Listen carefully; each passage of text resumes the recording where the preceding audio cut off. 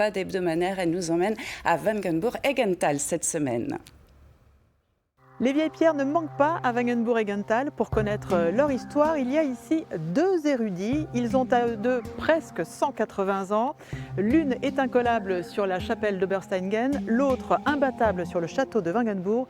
Rencontre avec une souris et un chevalier. Sa maison jouxte la chapelle. Depuis 60 ans, Marie-Hélène David s'improvise guide à la demande.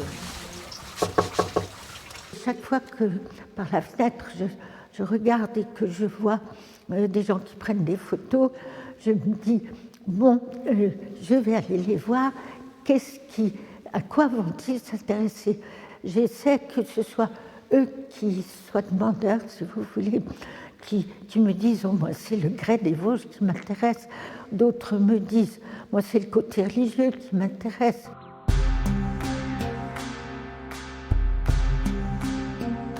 Il y a deux petites sculptures cachées, ce sont deux escargots qui sont au pied de cette colonne.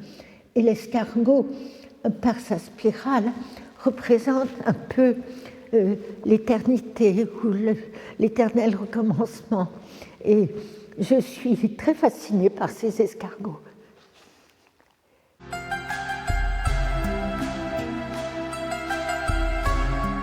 Ça m'a toujours fait rêver. Je pensais à Robin des Bois, naturellement, ça c'était moi. On m'en avait un peu parlé de Roland Roncevaux. Ça m'a aussi fait rêver, mais enfin j'étais un peu le chevalier du coin. Et ça allait rester, pire, ça a empiré. Un chevalier qui, chaque été, attend les visiteurs pour leur conter l'histoire du château de Wangenbourg. Admettons que l'ennemi arrive même à aller jusqu'à la porte. S'il veut entrer dans le donjon, il n'y a qu'un seul personnage, vu la largeur de l'entrée, qui peut y passer. Et encore, ce personnage est obligé de se baisser. Donc, avec un seul défenseur à l'intérieur, avec un bon gourdin, on n'a qu'à lui appliquer un peu un petit coup sur la tête, on le met de côté, et puis on a le suivant, et ainsi de suite. En général, ceux qui viennent sont très intéressés. Ils me posent des questions, des fois des questions où j'ai même moi-même encore de la peine à y répondre. Mais enfin, je trouve toujours une explication, même si c'est un peu imaginaire, disons.